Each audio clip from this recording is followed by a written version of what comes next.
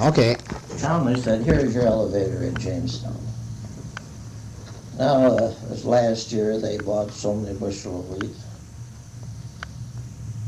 They sold a couple thousand bushel more. He had the figures, he had the hit, more than they bought. He says, I don't think you farmers know it. The best place to raise grain is right in the elevator itself. Here's the elevator at Spiritwood. Here's the elevator here. It's the name of the surrounding elevators. How much they bought and how much they sold. And then that usually have, no, here he said, this out here at Buchanan, he said, there you've got an honest elevator man. He said he has to be. He said, how can you buy 153,000 so many bushels, so many pounds of wheat, and he sold the exact amount. The exact amount at the, and What time period was this? Was this in the teens or? well, when the Nonpartisan League started, that's a matter of record. I don't know what it was. But I mean, But here is, Townley was thorough. For instance, the first ticket they put in the field,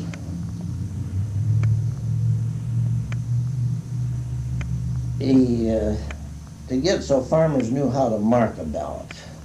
At that time, you could mark it in one chart, a Republican or a Democrat, and that's the whole ticket. The Nonpartisan League, I think, had candidates on both tickets at the. So Townley held schools. Here's a little hall over here. We'd come in and Townley would tell us how to conduct an election, how to election laws and this and that. And that first time, they put out a sample ballot, exactly the same as the ballot. And a committee of 3 in a precinct would take that ballot to every farm and have the farmer mark it in front of him with his guide card. And so this was the group that came out to the farm out there. We had 2 names for different offices in the familiar names, and they marked the wrong name on one of those ballots. And I told them, I said, have you been marking like this? Oh, no, that's, we've made a mistake there, that's at the, but you know, when they counted the votes at the elections, this is Russell Wright, he was a good Republican, good conservative. He couldn't understand how they'd vote the straight league ticket, but jump over and vote for this man. But that is the one and one big. And of course, what they did was accomplish too much up there, established the Bank of North Dakota, state mill and elevator, and it was Ole Olson who was governor at one time. So the things that we created defeated us because people got into those so that they could loot them. And they caused trouble with patronage and such as that. is that true, Henry? Is that what led to the downfall of the league? Well, of course, yes. They were inexperienced. Townley was an educator. But here, to start all of this, you had to get some people in there that were corrupt. And of course, everything that was done, they picked upon it. And you have no idea of what out. They published this, the Red Flag, a newspaper. And the stuff they put in there was the damnedest stuff. For instance, I don't know if you've been here very long, but one of the most prominent families around here was the Pendrays. Richard Pendray still lives here, but his father and his uncle were elected senator and representative from this county. And at this first session of the legislature, we had the Legion post here is the Ernest Denault Robertson post.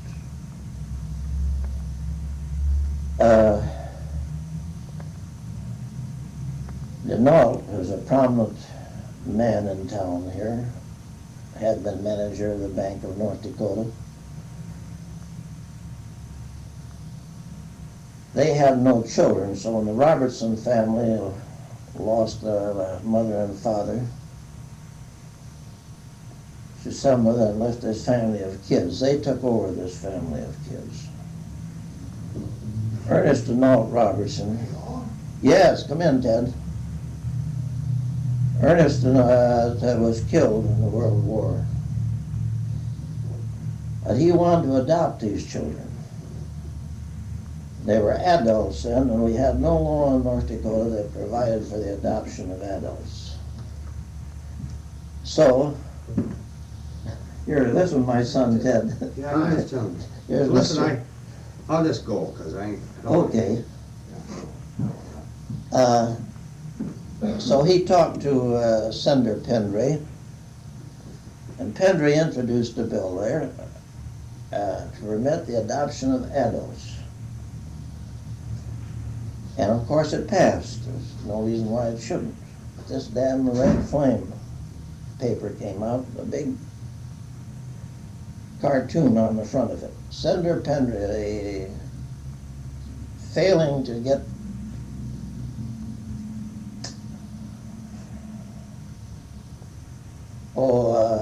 free love. That's what they used. Free love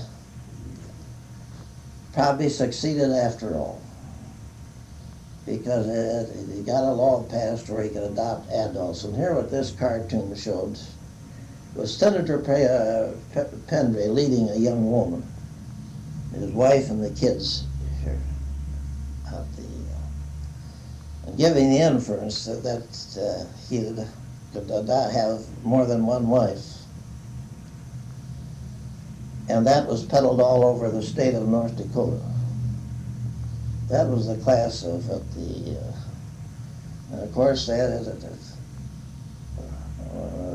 communists then were Bolsheviks. That's Russia's always been used. And also told in there that if they got their way and warped some bill in the legislature, that every woman in North Dakota would have a ticket, and that would have to be punched so many times a month by any man who chose to mate with her. Who put out this newspaper? Yes. Who did? That was they didn't call it the Republican Party, but that was this group. There must be some of those red flames around, although I doubt there probably would be. Was that published here in Jamestown? Not in Jamestown. I don't know where it was published, but the bank over here had a big bundle of them over there with Pendray on it. But this was the kind of stuff that they put out. Pendray was elected on the NPL ticket. Oh, yes. And the Red Flame was put out by the IVA, was it? IVA, that's right, it was the IVA. Independent Voters Association. But it was A reactionary group to the Nonpartisan League? yes, all that in town here, why, well, town they met over here at the Armory. They had a packed armory, and when the farmers came out, why somebody with mostly Model Ts at that time, somebody with a can of yellow paint had put a yellow stripe around most of these farmers' cars. Ted Carlson out here never took that yellow stripe off his car. But those are all with that. You talk about politics. We had fights here on the streets. We gathered around. I had somebody criticized me down there on the bank corner, and a couple businessmen jumped into it and defended me. But the things were, this was going to ruin the country if the Nonpartisan League started putting in banks, milling elevators and such. This is a surprising thing with the success of the bank and the milling elevator. Now the milling elevator, that survived. There's been an awful lot of money drafted out of that. There's fellows that worked up there in the Capitol, been on the state mill payroll and such. But you see, this wasn't supposed to be just one milling elevator. Bank. If the Industrial Commission tomorrow wanted to announce that they were starting a Bank of North Dakota in Jamestown, the law is there. This is to be a series of banks and a series of mill and elevators.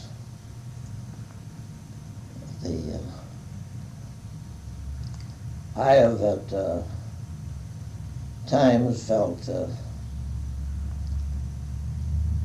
that I might get in trouble with these here banks, that I might need quite a bit of money. And I looked this up before you leave. I'll show you what I prepared years ago to put before the people, to put a Bank of North Dakota in every city of over so many population. And it quotes the law and such as that,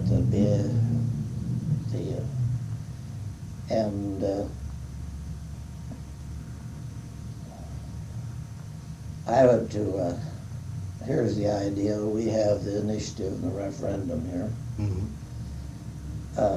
Many bills, many of these are put through with a purpose of a threat. And I could have got these here petitions out to establish these banks, establish one a year until at the, and to sweeten it up, why I put in there that after a bank is established, after a suitable reserve is built up, that half of the profits remain in the county in which the bank is located. Now, right at this time,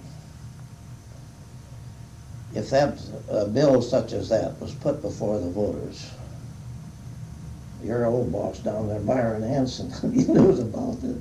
Byron says, Henry, if you ever start that, my idea was that once I got those petitions, how much would it cost the banks to defend them? How much money would the banks pay me for those petitions?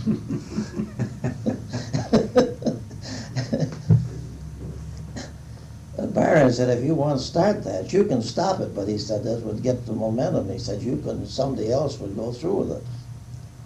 And that's surprising with the bank showing $9 million a year profit.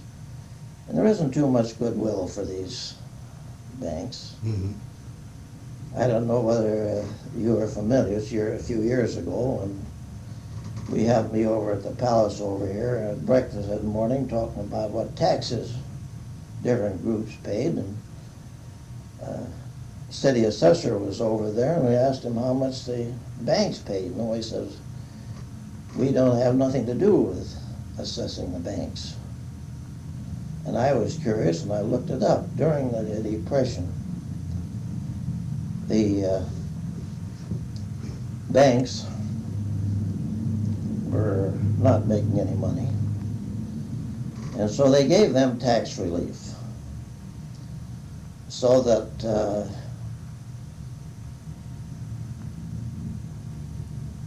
in lieu of all other taxes, they paid a minimum of $50 and a very small tax. And they got shunted aside like that, so when we put on the sales tax and other taxes, they were here, they were not paying any taxes. For instance, the new bank building here, the new bank building there. Most of these new bank buildings that built in the state never paid any sales tax on the materials. They had to make a deal with the contractor, so they bought the materials, and so I publicized that, went up for the legislature, and now the banks pay taxes, but it's only about 4 years that they've been paying sales tax on the stuff that they bought. Uh-huh. They didn't, even if you got coffee and donuts over there, they paid no sales tax on it. But I worked for 3 sessions as a proofreader many years ago. So I got acquainted up the captain and where to get information and such. And up in the tax department, I checked with it up there, and they told me the banks weren't paying no taxes. And when you think these banks are from 95 to 98% owned outside of the state, and that's where the profits go, Yeah. it wasn't right. So I put this information out and put a sheet on the legislators' desks. And Mr. Bagel over here, he came to see me and said he'd been to a bankers meeting and they were going to take me into court. And so then I wrote to the tax commissioner to get this information in writing, and found out then that this information is confidential and we cannot give it to you. The banks knew that and they thought they had me. But this letter said we can tell you that the banks don't have to pay these taxes according to law. Mm-hmm. Then my friend Harry Ritgers up here, the judge, told me that if they took me into court, I could get an order showing that's when I prepared these for petitions, and they knew that and they know that I still have it. I've got as I say, I've been very close to all of the politicians. Somewhere's out in the attic or somewhere's out at the farm at one of the places, there's a letter from Franklin D. Roosevelt thanking me. So I wish there was more Anderbergs in the Dakotas. And such as that, and I met Milton Young before he became the United States Senator. In the month of October, a year ago, I was on Senator Young's payroll, a staff member, for the purpose of getting information on wild oats it's costing North Dakota $200 million a year. Mm. I was successful in getting $70,000 a year for the college down there for wild oats. But I wanted to go out, see the Shell people in California, up in Canada, and Milton Young put me on his payroll so he could pay my expenses. I run about $1,000 expenses in less than a month. I got no pay for my time, but Milton Young trusts me enough for that. For anybody as controversial as I am, if I was United States Senator, I'd be damned if I'd put a man like me on the payroll. But I felt the responsibility that I was on Senator Young's payroll, and I conducted myself accordingly. Mm-hmm. That is Clinton. I've known him, known his dad, of course. Henry, let me interrupt you for a second. At what point in your life did you decide that you were going to get personally involved and start working to correct some of these things? Was it a result of becoming associated? I think if this here started, it's cleaning up the river. You didn't belong to the Nonpartisan League before that? Yes, I guess I must have. I don't know what time we formed the Nonpartisan League. But there wasn't, neither in the Holiday Association or the Nonpartisan League was I very active. But it was this here that I found out that people had faith in me and would follow me. And if you want to go down to Ypsilanti, my area down there, and you tell the Vaught brothers down there that Henry Anderberg says black is white, why, they'd say you better look into it because we think he's right if he says so. I've been involved in too damn many things, and it isn't my fault. There's this Heasley receivership out here, farm that was taken away from this family for taxes. I was asked to be a receiver. They put a local man as a receiver, and he got in trouble out there. And I was asked to take it over, and I wanted to put it back in the hands of the family. I did everything that I could to do it, but I got involved in that. Before that, just prior to that, I had a neighbor down below me down there, an old man, an eccentric character, died, and he left about $250,000 estate. And he had 2 daughters, and the man that he had appointed in the will to be administrator wouldn't accept it. So one of these daughters asked me if I would act as administrator. And it was that I was not competent to I Administrator. had sold the land. Mhm. It was mostly in land. I could have closed that state within a year because I had the land all sold at a high price. But a crooked attorney and a crooked judge. Mr. Butts, who was appointed attorney in the will,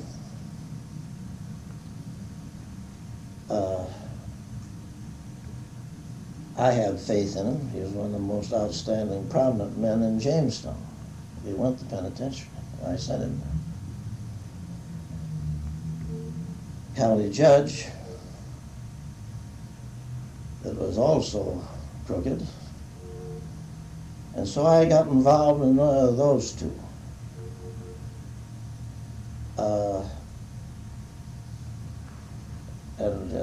There's no need of my saying that I didn't send both of them to the pen because I signed the complaints.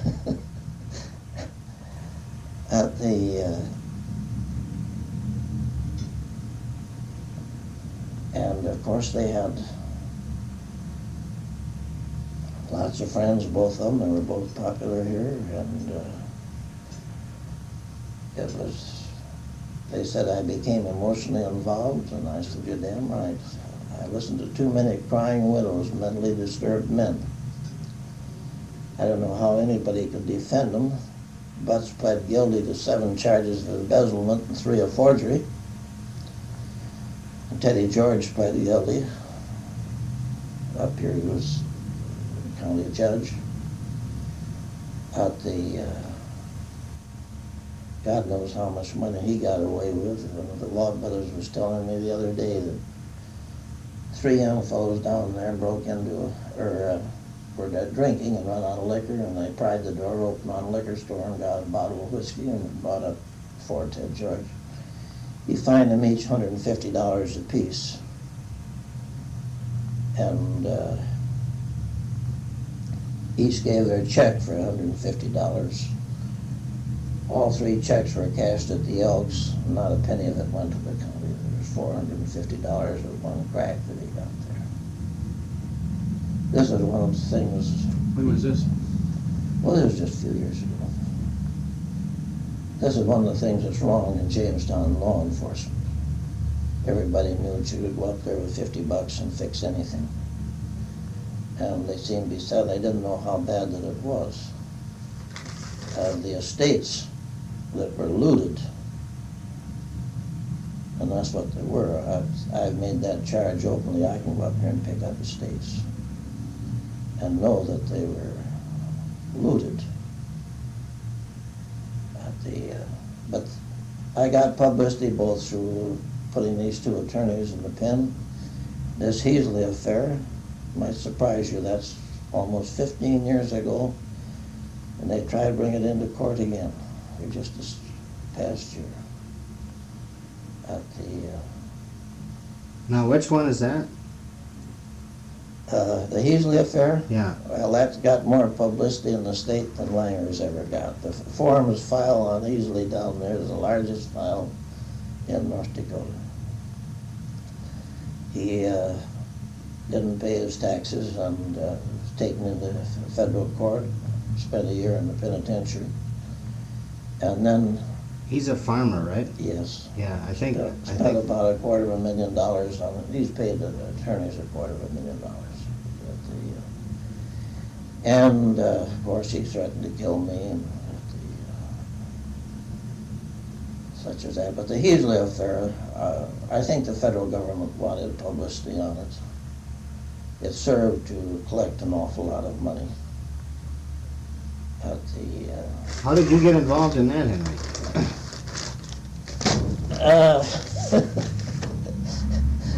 they came out and asked me if I would take it over. I had a reputation of not being afraid of anything. Now, who is they? You mean county? Mr. Weiss down there was called by Bob Vogel, who is now of the Supreme Court. Right. Bob Vogel was one of the young fellows that I helped take over the Democratic Party. And they came out and asked me if I would take it over. And I did. Now, you're not an attorney, so No, I'm not. he wanted you to take over the charges, or As a receiver. Now, give me just 1 minute. Let All me right. show you something.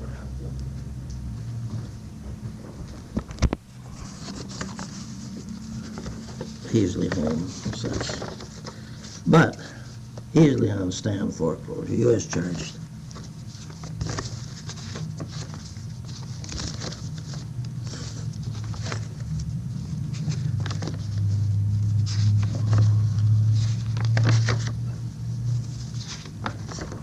I remember that case. Yes. Yeah. Anybody, if you've been around here, you can.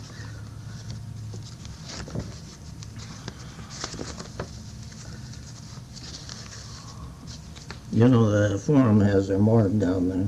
Mm-hmm. It's the largest. Glenn's got a quit premises. When was that dated? 60. 1961. Glenn's got a quit notice again this year.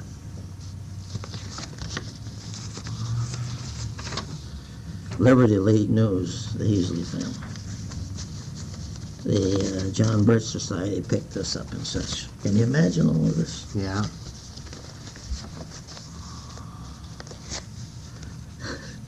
Farmers Liberty League. This is the Heasley. How did that all begin unfolding, Henry? This here? Yeah, I mean, did Vogel see Do? it, or See, this goes. Imagine all of this. right? No, he got. The thing was so.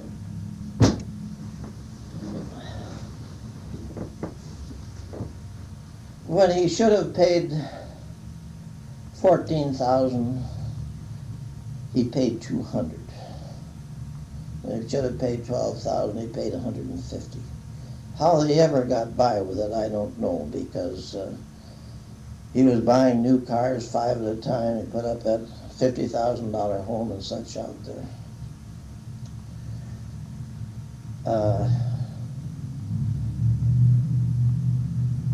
But anyway, he was picked up, and he was. The government told me, they said, you won't get 50 cents on the dollar, but clean them out. This was handled right from Washington. I went out there and looked it over. I had to take an inventory or appraisal. I told the Heasleys and I told the government, this is nonsense. They've got this can be paid out. They said I was crazy. Heasley could have settled this for $45,000. This is the pity of these damn things when we get into these stories. Heasley and George Williams, who's still alive, went to Washington with $45,000 to pay it. They had an appointment with Internal Revenue in the afternoon. In the morning, they went to see Bill Langer. And Bill Langer told him, "You're a damn fool to pay it. Others are getting it fixed, you can." He sent him over to an attorney, and they left $10,000 to have it fixed, and came home. This fellow, whose name was to fix it, was high up in Internal Revenue. He got picked up before he could get it fixed. He went to the pen. Lamar Cottle. He went to the pen. And so Fay then, after having spent that, went into court. The government took over everything. But for that $45,000, I paid the government $205,000 approximately. This was penalty and interest, you see, that built up. I turned back to the family about $50,000 in cash to the wife and the 3 children. I turned back to the machinery inventoried, and I could have got more than $60,000 for it. I turned back to them livestock with value of $15,000, $20,000.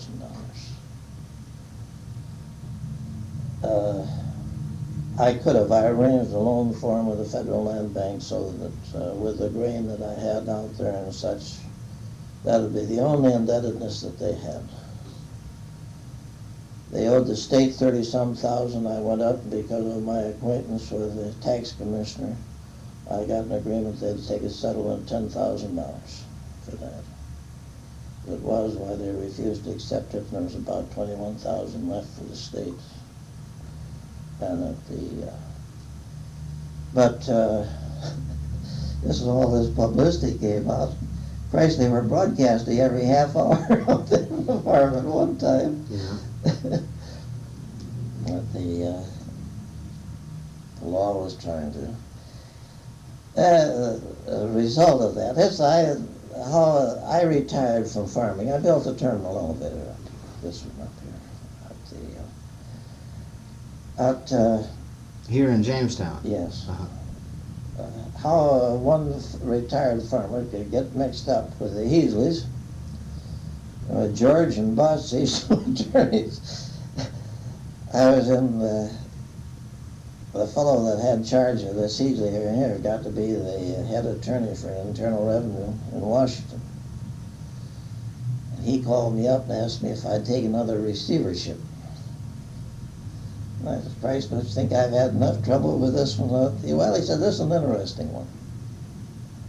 Well, I said, "What is it?" Well, I said, "You know, Ingemar Johansson had this fight down in Miami. And he said, we've tied up a purse down there of about $1 million. He said, we tied him up too, but he said he went before judges down there and said his brother was having an operation in Sweden. And he got out of this country. He said he didn't go to Sweden. He went to Switzerland and attempted to establish residence. And he said, looks like we have put him in receivership. Well, I said, why does that concern me? Well, he said, we've got you in mind. We want you to take it over. And I said, you're kidding. No, he said, we're not. He said, the fight game. He says, that's toe tied in with the rackets and politics. But we want somebody way out of there. We've had experience with you. And he said, if we have to appoint a receiver, we'd like to have you take it over. And I said, you think I'd go down to Miami and go into the hands of an attorney down there? Well, he says, you wouldn't have to do that. He says, you can have the attorney of your choice. He said, you have in mind somebody like Mr. Weiss? Well, I said, that would put a different face to it if I could have Mr. Weiss, because I got along perfectly with him. Well, he says, that would be all right. He says, we think very highly of Mr. Weiss. Well, I said, if it comes up, let me know. I came back here and asked Weiss if he would go. I said, I'm not sure I will, but I said, it could be awfully interesting. I said, you bet your life, he said, I would. Ingemar came back here and settled up, so no receiver was appointed. Uh-huh. But that would have been something.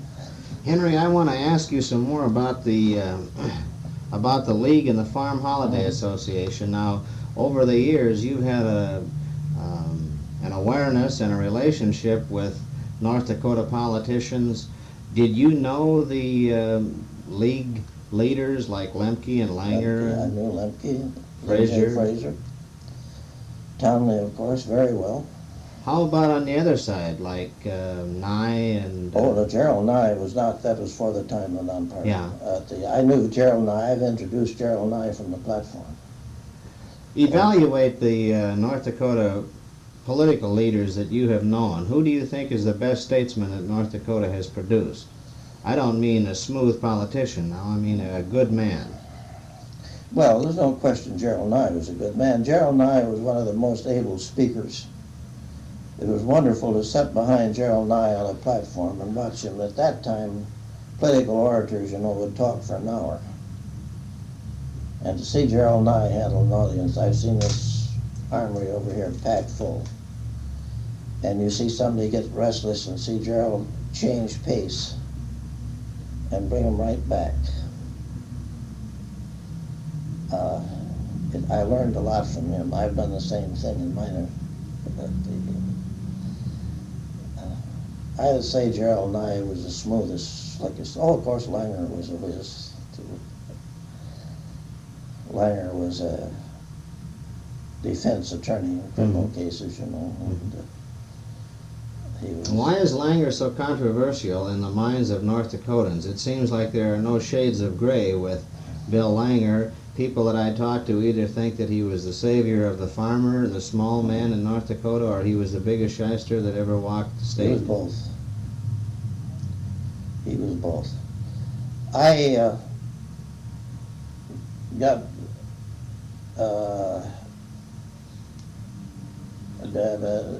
with Langer.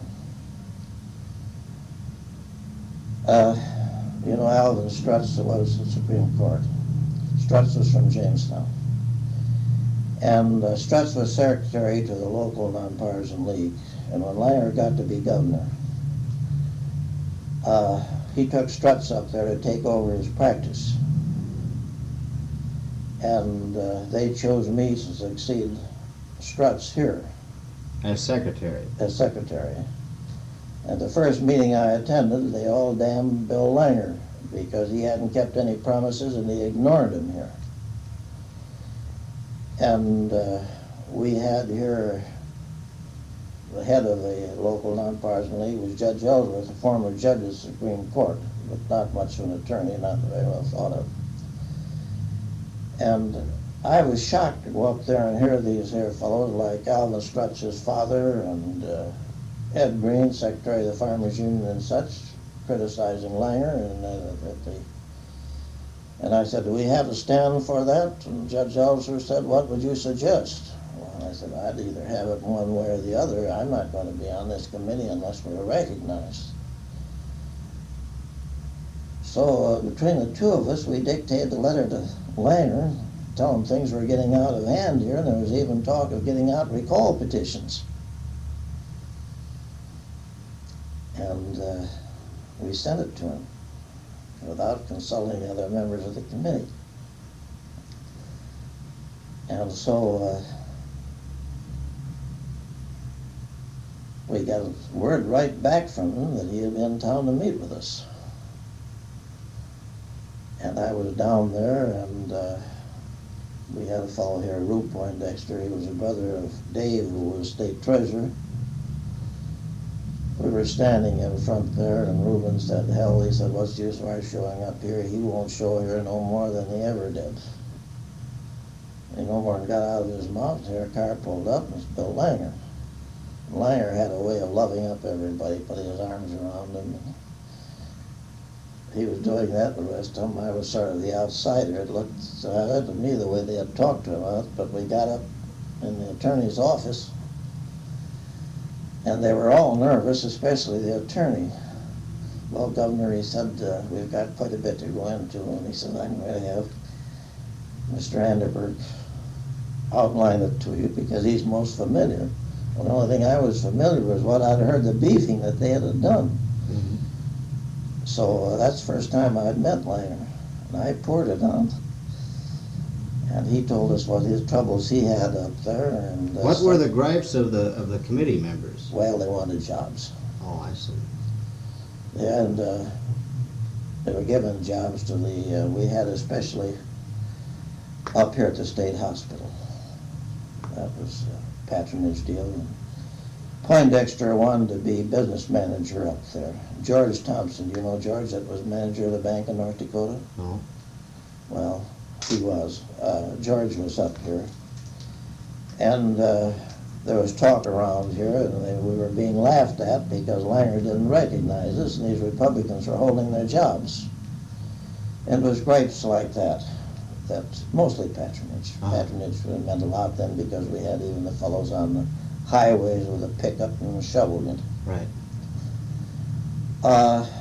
He said he'd go back and he'd see what we could do, and he'd meet with us again. And just a few nights afterwards, in the fall, I was running a thrashing machine. My wife came over and bought me a clean shirt and a clean pair of overalls and said Langer was in town, wanted to see me. And so I came in to meet him at the Gladstone. And it was in the evening. I got there and Langer was there, nobody else was there. And I said, what's the matter with the rest of this committee? I said, I have trouble to make it in from the farm. He said, they don't know that I'm here. Well, I said, I thought you wanted to meet with us about, well, he said, you did all the talking the other night. He said, I think we can take care of this between the two of us.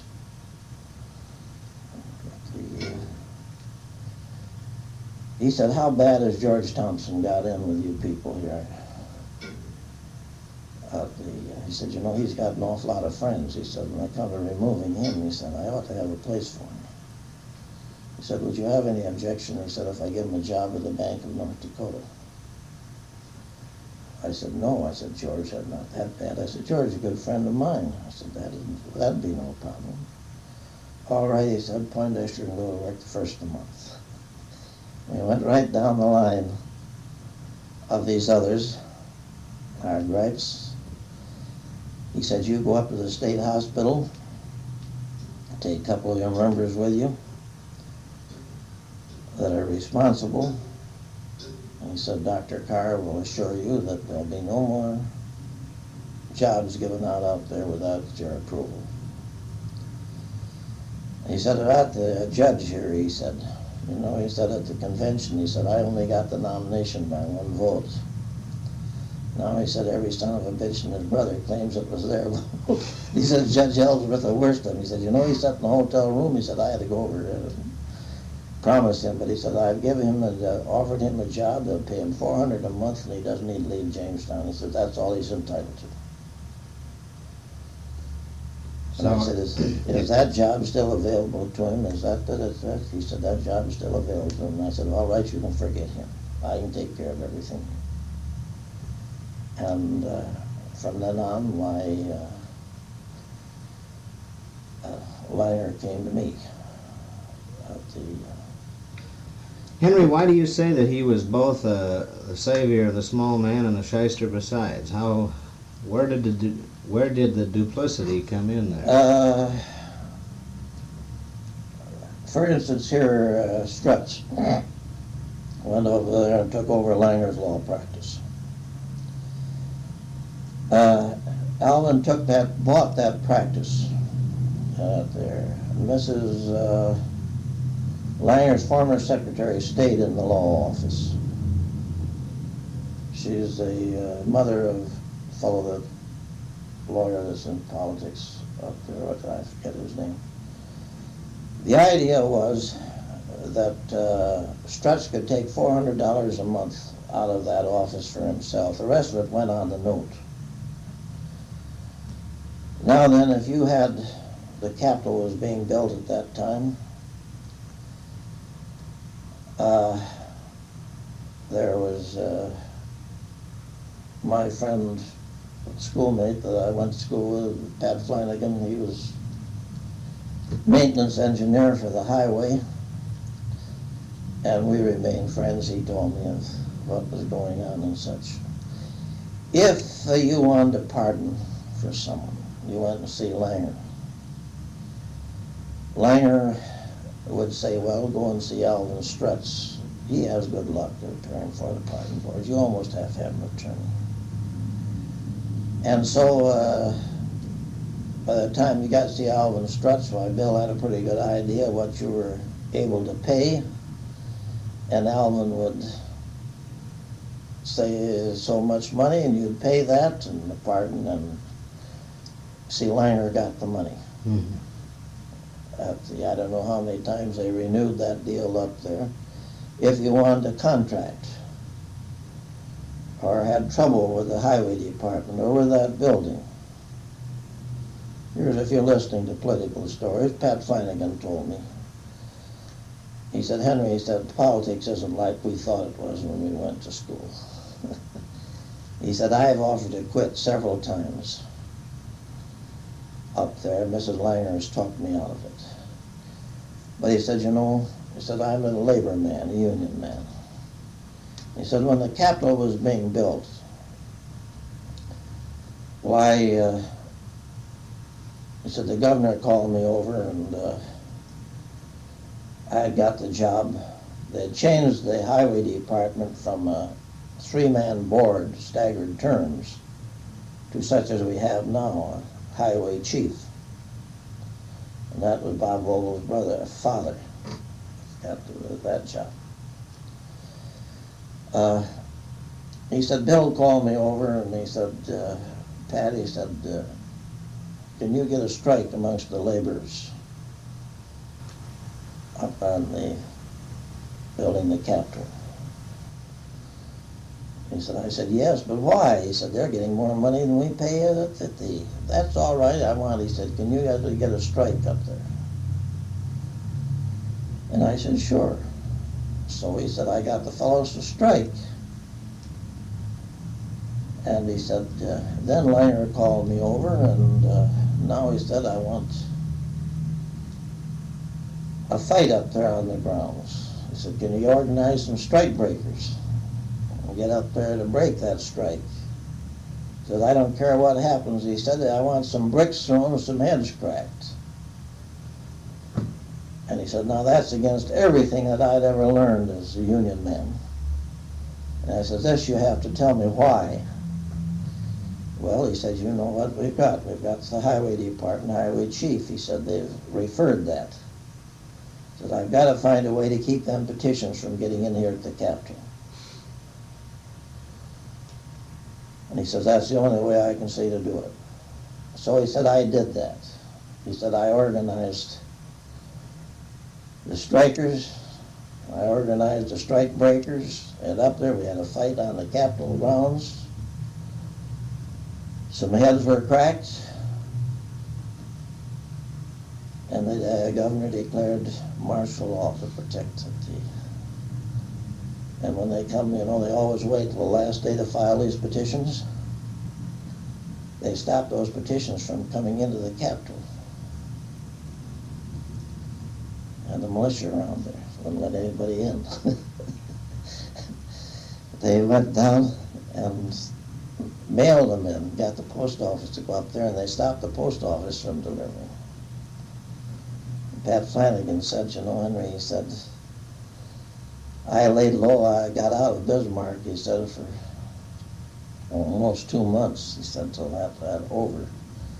And he said, if it hadn't been for the man that organized the strike breakers died, he said, I'd have been in for real trouble.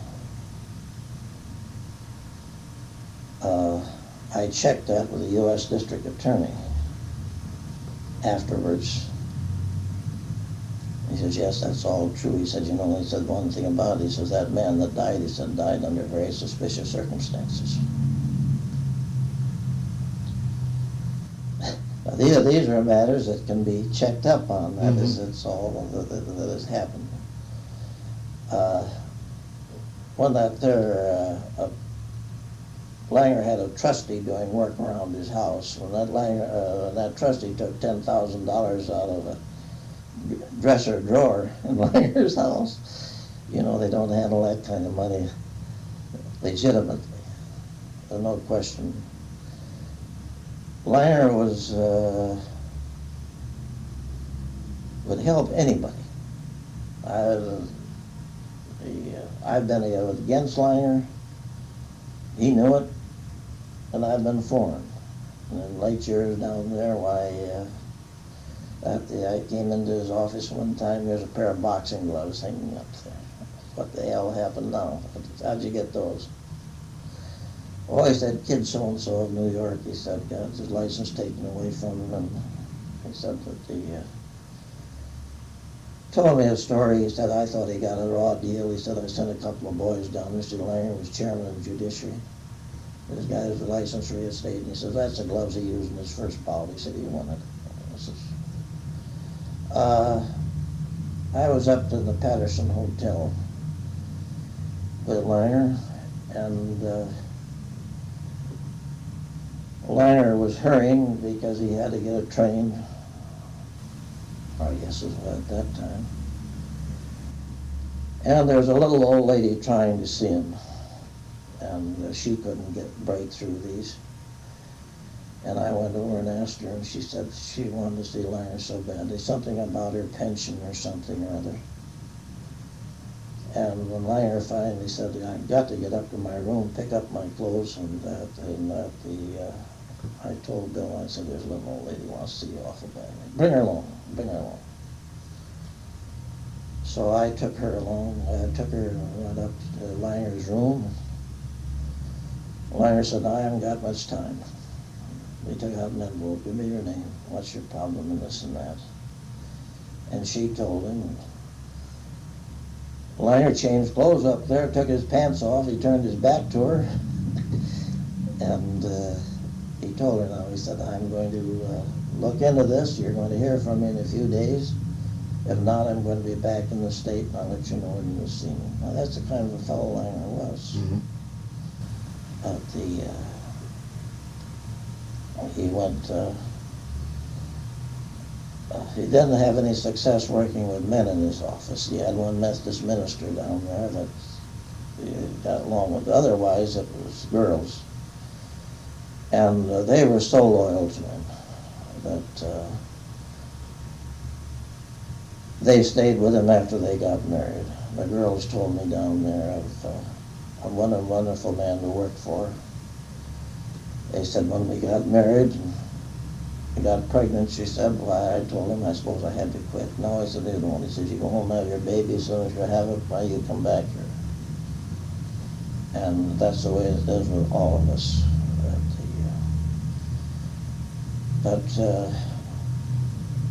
I knew the deals that Langer made. And every man has a lot of good in him, you know. You can take the good side and not there was a legislator down there, German-Russian, that went up there and he didn't vote the way Langer thought he should vote. Langer called him in, asked him about it, and he said he couldn't vote for the bill Langer wanted to vote for. Langer reached over and got a couple pictures, handed them to him, showed this fellow in bed with a woman. And he said, how'd you like to have your wife see these?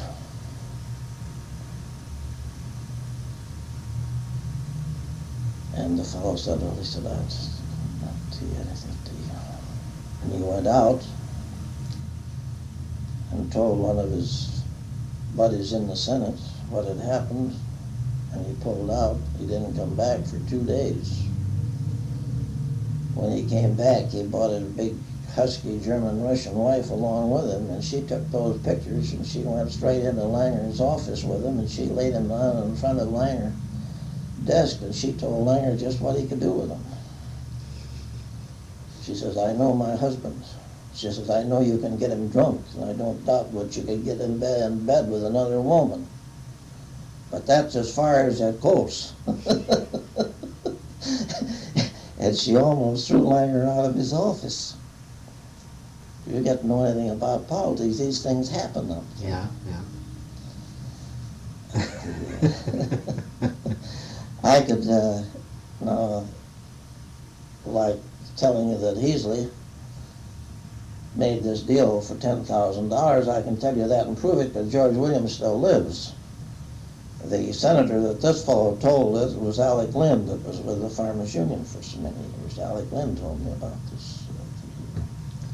You mean the $10,000 that... That Heasley paid to this Internal Revenue man to settle it, to get it fixed.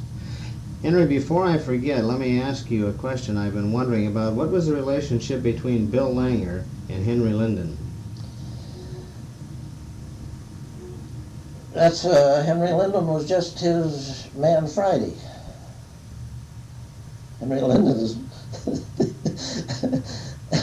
you know Henry Linden. Yeah. He's been up here, he calls me every once in a while, and we check. I want information, I check with Henry.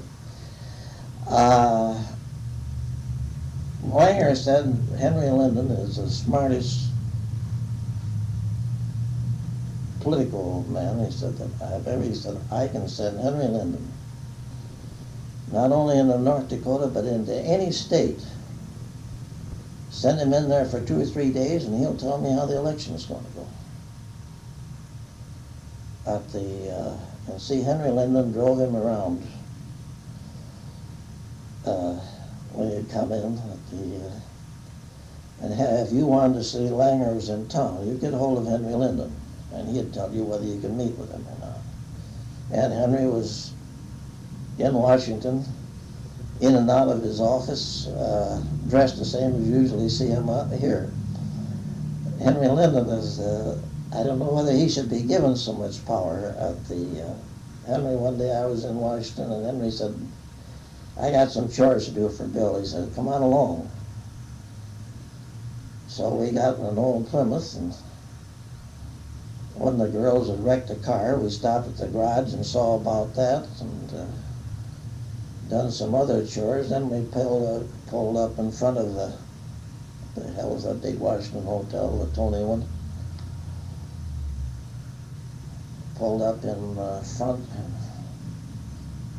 double parked. Henry says, come on, let's go in and get lunch. The hell, I says, you can't leave the car here. Oh, yes, I can. He takes out a cardboard, senatorial privilege, stuck in the windshield. And that's two rubes went in the hotel there and had lunch.